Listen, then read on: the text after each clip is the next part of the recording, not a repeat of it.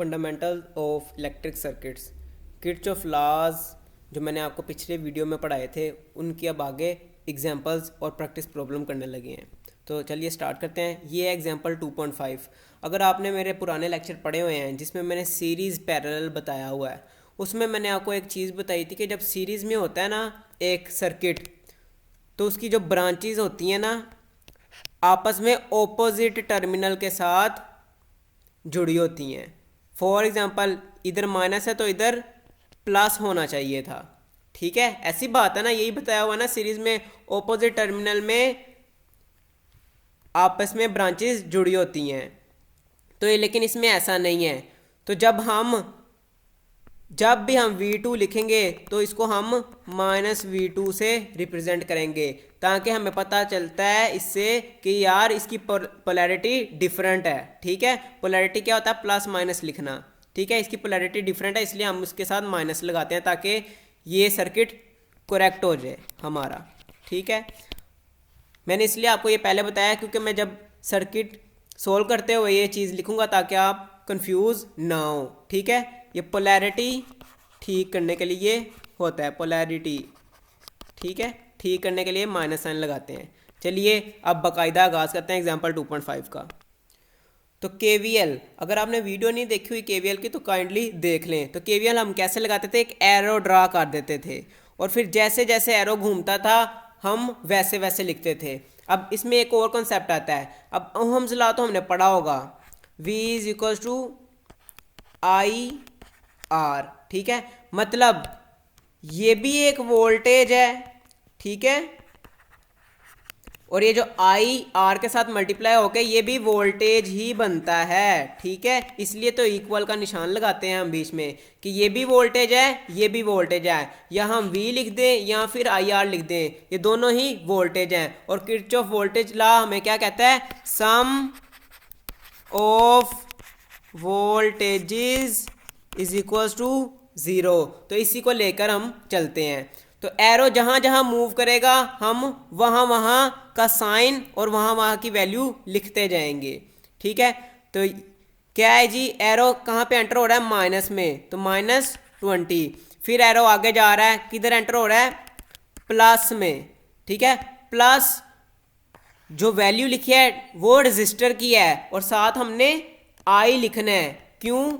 क्योंकि हमने सम of voltages बनाना है। ये एक वोल्टेज है ये भी एक वोल्टेज बन गया। ठीक है, इस अगर हम खाली R लिख देंगे तो वो हमारा किर्चॉफ वोल्टेज लॉ गलत कर देगा। ठीक है, हमने वोल्टेजेस का सम लिखना है तो I इस हम लाजमी लिखेंगे क्योंकि मैंने इसलिए आपको इधर एक्सप्लेन करके बताया है। 2I। ठीक है, बाद में एरो इधर आया, अब है माइनस। ठीक है, माइनस। लेकिन मैंने इधर क्या बताया था कि जब पोलैरिटी करेक्ट करेंगे तो हम खुद से माइनस लगा देंगे, तो ये बन जाएगा -3 और साथ हमने I जरूर लगाना है क्योंकि हमने वोल्टेजेस का सम लेना है। ये भी एक वोल्टेज बन गया। ठीक है, इज इक्वल टू 0। ठीक है, उम्मीद करता हूं कि आपको ये इक्वेशन समझ आ गई होगी। इसको थोड़ा और सिंप्लीफाई कर लेते हैं। तो ये -20 + 2I minus minus +3I is equal to 0। तो ये 5I हो गया और ये 20 0 के उस तरफ चला गया। ठीक है, तो ये +20 हो गया। तो I हमारे पास निकल आया 20/5। तो 20/5 किसके इक्वल होता है? 4 के, और साथ करंट का यूनिट एम्पेयर।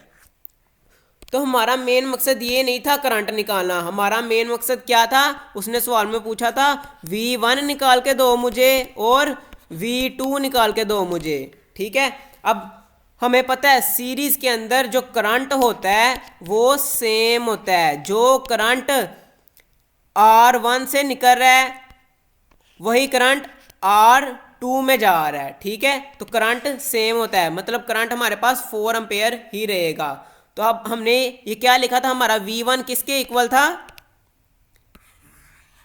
2I के। ठीक है, तो हम V1 लिखेंगे, V1 = 2I। तो V1 आ जाएगा हमारे पास 2 × I, तो 2 4 = 8 वोल्ट। तो V1 हमारे पास 8 वोल्ट आ गया। ठीक है, इसी तरह हमारे पास V2 क्या था? ये था V2। ठीक है, तो V2 हमारे पास क्या था, ये पूरा था, ठीक है। तो लिखते हैं V2 माइनस 3i, ठीक है, यही था ना हमारे पास V2। ओके, तो V2 की वैल्यूज पुट करते हैं। V2 is equal to minus 3i क्या था 4, तो माइनस माइनस प्लस 3 4 12 वोल्ट। तो हमारे पास आंसर क्या आ गया 12 वोल्ट, ठीक है। अब हमें कैसे पता चलेगा हमने आंसर सही निकाले हैं, जब इन दो वोल्टेजेस को ऐड करते हैं तो आंसर 20 आता है। तो हमारी वोल्टेज सोर्स भी 20 की है, तो हमें पता चल गया कि यार जो हमने वोल्टेज निकाले हैं वो 20 है, मतलब इधर से 20 वोल्ट निकल के इस रजिस्टर में गया, इस रजिस्टर में गया, तो दोनों के जब वोल्टेज निकाले V1 और V2 तो वो 20 ही आए हैं, ठीक है। अच्छा, उसके बाद आप सोच रहे होंगे फिर हमने ये वाला हिस्सा क्यों किया है। ये वाला हिस्सा हमने इसलिए किया है ताकि हम करंट निकाल सकें, ठीक है। तो ये करंट सेम होता है, और बाद में V1 हमारे पास क्या था 2i, ठीक है, ओहम्स लॉ के जरिए जो हमने निकाला था, ठीक है। और फिर V2 हमारे पास क्या है, ये पूरा माइनस 3i, ये हमारे पास V2 था, ठीक है, तो वो 12 आ गया। तो उम्मीद करता हूँ आपको एग्जांपल 2.5 समझ आ गई होगी। इसी तरह प्रैक्टिस प्रॉब्लम 2.5, इसमें भी आप गौर करेंगे तो ये जो रजिस्टर लगा हुआ है सीरीज में, ये ज़रा पोलैरिटी इसकी गलत है, ये पॉजिटिव पॉजिटिव और नेगेटिव नेगेटिव के साथ कनेक्ट हुआ है। तो जब हम V1 को लिखेंगे तो हम माइनस V1 लिखेंगे ड्यू टू पोलैरिटी करेक्ट, ठीक है। अच्छा, तो इस पे KVL लगाते हैं। KVL लगाया मैंने, ठीक है। अब एरो जहां जहां एंटर करेगा वहां वहां वाले साइन और वैल्यूज लिखते जाएंगे। ये भी हमारे पास वोल्टेज है और IR भी वोल्टेज है। जहां में ये वोल्टेज मिलेगा ये तो सिंपली लिख देंगे, और जहां पे सिर्फ हमें रेजिस्टर मिलेगा उसके साथ I जरूर लिखेंगे, क्योंकि ये हमने वोल्टेज बनाना होता है, ठीक है। तो लिखते हैं इसकी इक्वेशन, -10 में एंटर हो रहा है तो -10, ठीक है। V1 में एंटर हो रहा है, ठीक है, तो -7 लिखेंगे, -4i, ठीक है। फिर आगे एंटर हो रहा है -8 में, ठीक है, ये वोल्टेज है, ठीक है। तो सिंपल हम वोल्टेज ही लिख देंगे, ठीक है। तो ये आगे जाके एंटर हो रहा है -2i में, ठीक है। तो ये सम ऑफ वोल्टेजेस 0 के इक्वल होता है। तो इसको हम सोल्व करेंगे, 4i 2i माइनस माइनस के साथ हैं तो -6i, और ये दोनों 10 + 8 18, तो -18 है, उधर जाके +18 हो जाएंगे। तो i हमारे पास क्या आ जाएगा 18 divided by -6 is equal to -3 ampere. तो i हमारे पास क्या आ गया -3 एम्पेयर। अब रिमेनिंग वैल्यूज जो हमें उसने कहा है V1 और V2 निकाल के दो। V1 क्या है हमारे पास -V1, ठीक है। तो V1 की वैल्यू हमने क्या निकाली थी इधर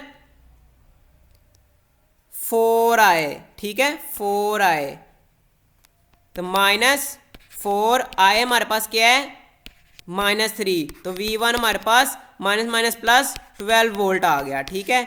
इसी तरह V2 हमारे पास क्या है ये, तो V2 कैसे लिखा था हमने 2i, ठीक है, 2i, ठीक है। तो V2 is equal to 2 into -3, तो ये हमारे पास -6 वोल्ट आ गया, ठीक है। ये याद रखना, ये सिर्फ पोलैरिटी की वजह से किया है। उम्मीद करता हूँ कि आपको प्रैक्टिस प्रॉब्लम 2.5 और एग्जाम्पल 2.5 बहुत अच्छे तरीके से समझ आ गई होगी। और अगर आपको कोई क्वेश्चन है तो कमेंट में पूछें, आपको उसी टाइम जवाब मिलेगा।